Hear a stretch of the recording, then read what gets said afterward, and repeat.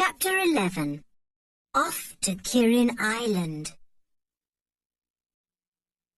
Julian and George went to find Dick and Anne. They were waiting for them in the garden, looking rather upset.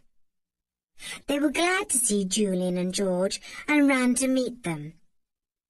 Anne took George's hands. "I'm awfully sorry about your island, George," she said. "So am I," said Dick. "Bad luck, old girl. Old boy." George managed to smile. "I've been behaving like a girl," she said, half ashamed. "But I did get an awful shock." Julian told the others what they had planned.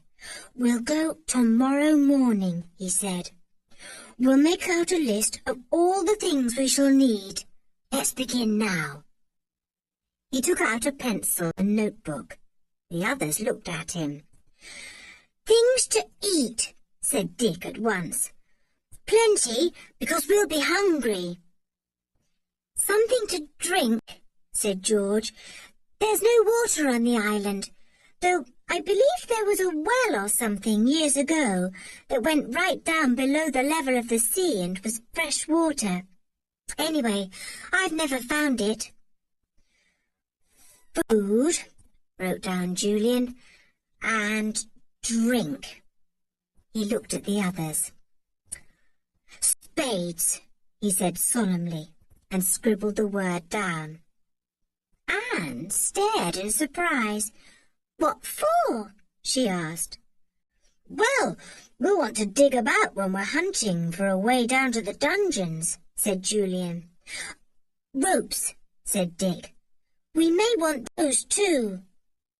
"And torches," said George. "It'll be dark in the dungeons." "Ooh," said Anne, feeling a pleasant shiver go down her back at the thought. She had no idea what dungeons were like, but they sounded thrilling. "Rugs," said Dick. "We'll be cold at night if we sleep in that little old room." Julian wrote them down. Mugs to drink from," he said. "And we'll take a few tools, too. We may perhaps need them, you never know." At the end of half an hour, they had quite a nice long list, and everyone felt pleased and excited. George was beginning to recover from her rage and disappointment. If she had been alone and had brooded over everything, she would have been in an even worse sullen temper.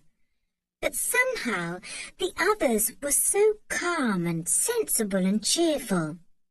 It was impossible to sulk for long if she was with them. "I think I'd have been much nicer if I hadn't been on my own so much," thought George to herself, as she looked at Julian's bent head. Talking about things to other people does help a lot. They don't seem so dreadful then. They seem more bearable and ordinary. I like my 3 cousins awfully. I like them because they talk and laugh and are always cheerful and kind. I wish I was like them. I'm sulky and bad-tempered and fierce, and no wonder Father doesn't like me and scolds me so often. Mother's a dear, but I understand now why she says I'm difficult. I'm different from my cousins. They're easy to understand, and everyone likes them. Oh, I'm glad they came. They are making me more like I ought to be."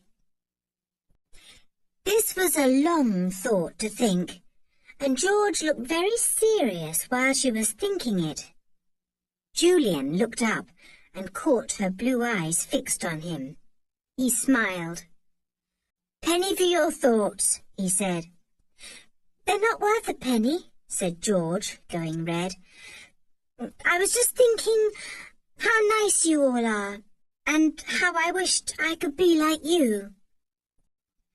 "You are an awfully nice person," said Julian surprisingly.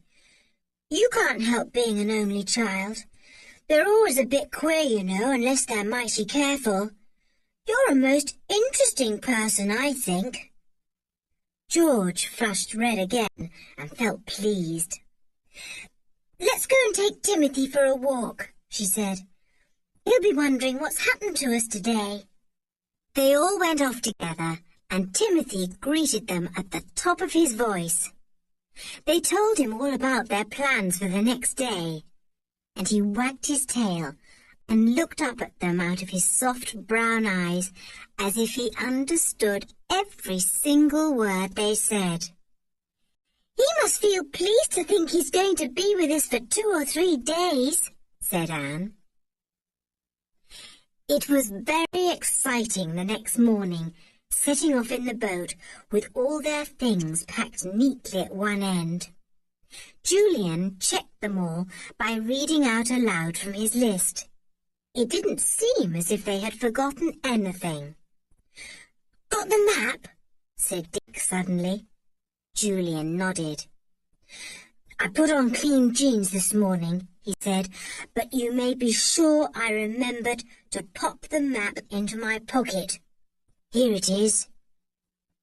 He took it out, and the wind at once blew it right out of his hands. It fell into the sea and bobbed there in the wind. All 4 children gave a cry of utter dismay.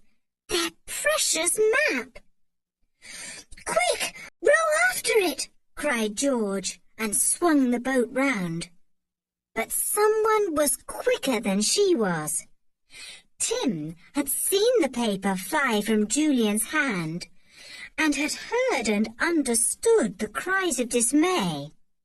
With an enormous splash, he leapt into the water and swam valiantly after the map. He could swim well for a dog, for he was strong and powerful. He soon had the map in his mouth and was swimming back to the boat. The children thought he was simply marvellous. George hauled him into the boat and took the map from his mouth. There was hardly the mark of his teeth on it. He had carried it so carefully. It was wet, and the children looked anxiously at it to see if the tracing had been spoilt. But Julian had traced it very strongly, and it was quite all right. He placed it on a seat to dry, and told Dick to hold it there in the sun. "Phew, that was a narrow squeak," he said, and the others agreed. George took the oars again, and they set off once more to the island, getting a perfect shower bath from Timothy when he stood up and shook his wet coat. He was given a big biscuit as a reward and crunched it up with great enjoyment. George made her way through the reefs of rocks with a sure hand. It was marvellous to the others how she could slide the boat in between the dangerous rocks and never get a scratch. They thought she was really wonderful. She brought them safely to the little inlet, and they jumped out onto the sand. They pulled the boat high up in case the tide came far up the tiny cove, and then began to unload their goods. "We'll carry all the things to that little stone room," said Julian. "They will be safe there and won't get wet if it rains. I hope nobody comes to the island while we are here, George." "I shouldn't think they would," said George. "Father said it would be about a week before the deeds were signed, making over the island to that man. He won't be his till then. We've got a week anyhow." "Well, we don't need to keep a watch in case anyone else arrives then," said Julian, who had half thought that it would be a good idea to make someone stay on guard at the inlet, to give a warning to the others in case anyone else arrived. "Come on, you take the spades, Dick. I'll take the food and drink with George, and Anne can take the little things. The food and drink were in a big box, but the children did not mean to starve while they were on the island. They had brought loaves of bread, butter, biscuits, jam, tins of fruit, ripe plums, bottles of ginger beer, a kettle to make tea, and anything else they could think of. George and Julian staggered up the cliff with a heavy box. They had to put it down once or twice to give themselves a rest. They put everything into the little room. Then they went back to get the collection of blankets and rugs from the boat. They arranged them in the corners of the little room and thought that it would be most exciting to spend the night there. "The two girls can sleep together on this pile of rugs," said Julian, "and we two boys will have this pile." George looked as if she didn't want to be put with Anne and classed as a girl.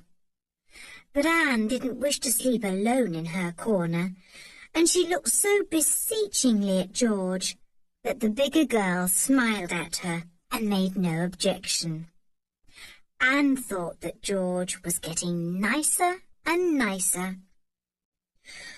"Well, now we'll get down to business," said Julian, and he pulled out his map. "We must study this really carefully and find out exactly under what spot the entrances to the dungeons are. Now, come around and let's do our best to find out.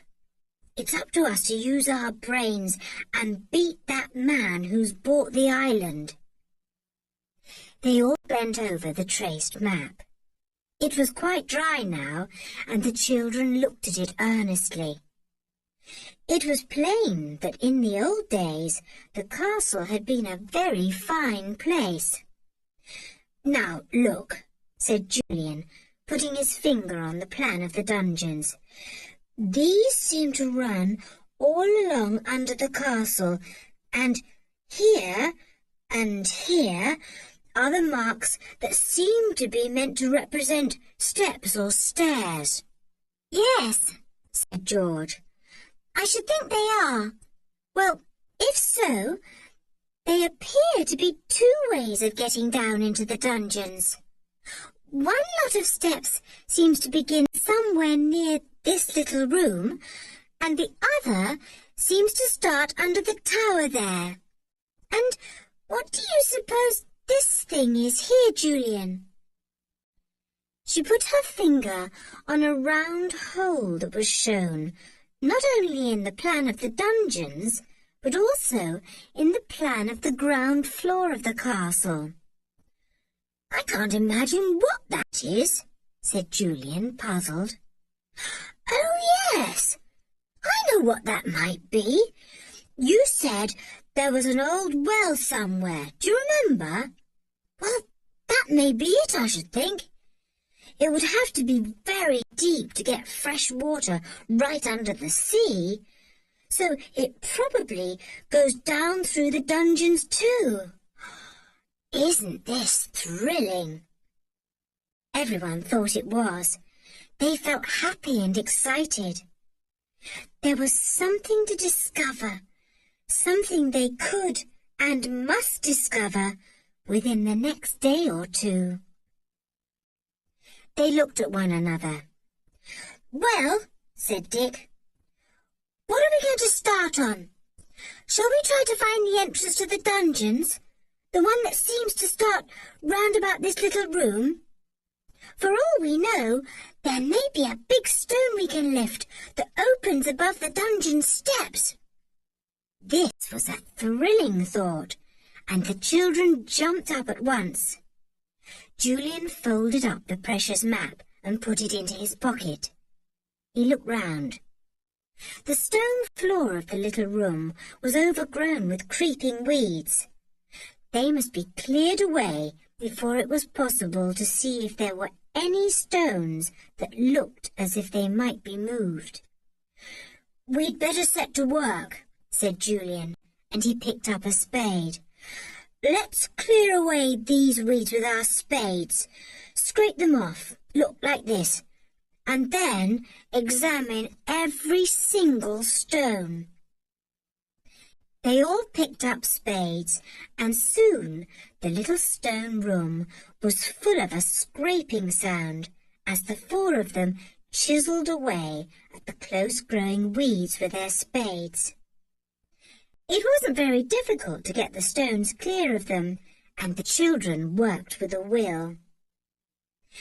Tim got most excited about everything. He hadn't any idea at all what they were doing, but he joined in valiantly. He scraped away at the floor with his 4 paws, sending earth and plants flying high into the air. "Hi, Tim," said Julian, shaking a clod of earth out of his hair. "You're being a bit too vigorous.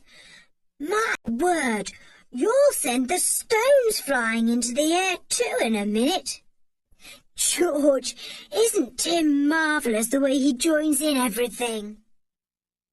How they all worked! How they all longed to find the entrance to the underground dungeons! What a thrill that would be!